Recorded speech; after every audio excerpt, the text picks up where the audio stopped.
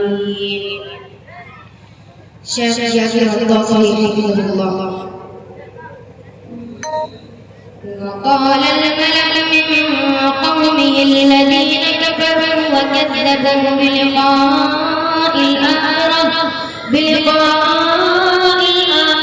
وأترفناهم في الحياة الدنيا ما هذا إلا بشر مثلكم يأكل مما تأكلون منه ويشرب مما تشربون ولئن أطعتم بشرا مثلكم إنكم إذا لخاسرون أيعدكم أنكم إذا متم وكنتم ترابا وعظاما أنكم مخرجون هيهات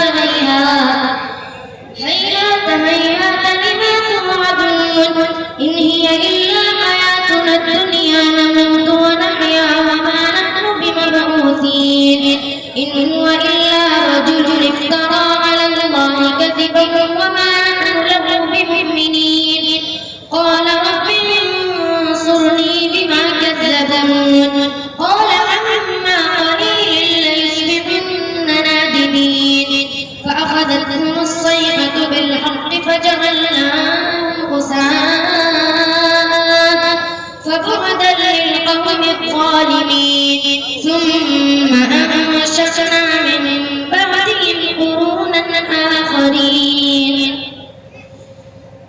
شيخ عبد الرحمن السداس حفظه الله. الحمد لله رب العالمين الرحمن الرحيم مالك